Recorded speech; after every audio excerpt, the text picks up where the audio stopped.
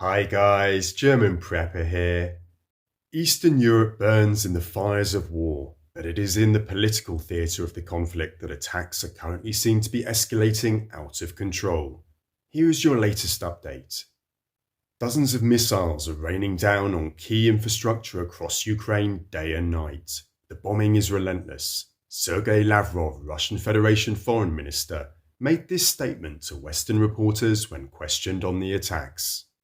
We are hitting energy facilities that allow you to funnel deadly weapons into Ukraine to kill Russians. So don't say the US and NATO are not involved in this war. You are directly involved, including not only the supply of weapons but also the training of personnel. You are training the army on your soil. President Putin has also commented on the targeted strikes. Yes, we are striking and will continue to strike energy infrastructure in Ukraine. It is a response to the terrorist attacks in Kiev. They started. They attacked the Kerch Bridge. They attacked Kursk. They cut off the water in Crimea, an act of genocide. Antony Blinken, United States Secretary of State, has made a very concerning statement about US government efforts to officially label the Russian Federation as a state sponsor of terrorism.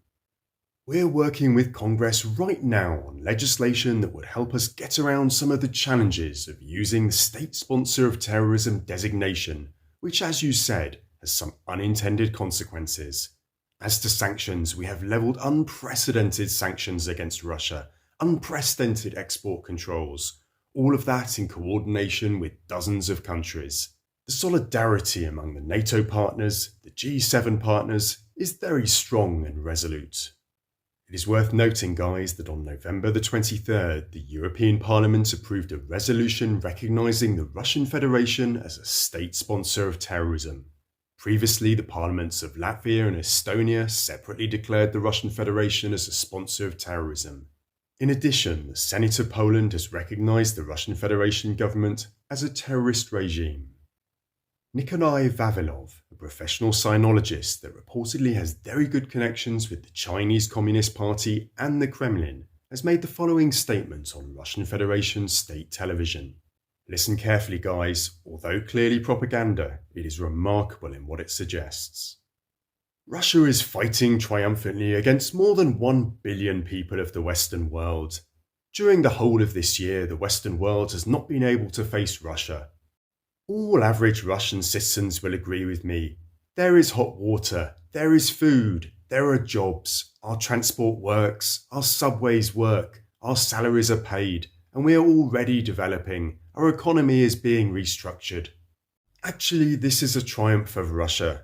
There is no isolating Russia, especially since China joins Russia in this triumph. China, India, Southeast Asia, Africa, and Latin America have also partnered with us. Ukrainian is a dialect of the Russian language. Ukrainian language does not exist. There is only dialect. 2 weeks would be enough to study this dialect. But why is the West so afraid of us? The enemy stands before Moscow and St. Petersburg. Within 10, 15 or 20 years, we will re-establish our control over this region. Ukraine, former Soviet states, all these states that call themselves independent will be absorbed into one great Russian motherland. What does this mean? In the Europe of 500 million people, a collective of 200 million Russian speakers may emerge who will speak a common language. She can calmly claim the Balkans, Poland, etc. There are 80 million Germans, including Turks, Arabs, Pakistanis. The English have 60 million, including Pakistanis, etc. A hegemon state will emerge in Eastern Europe. We see that the West is powerless to do anything. A giant community will appear in 10 to 15 years. We have to shed the old suit of the last 20 to 30 years, the worn-out suit of globalization. We have to exchange it for a new ideology, a new worldview, new social structures, a new structure of domestic politics. So there we are then, guys. This statement suggests the Russian Federation's plans all too clearly.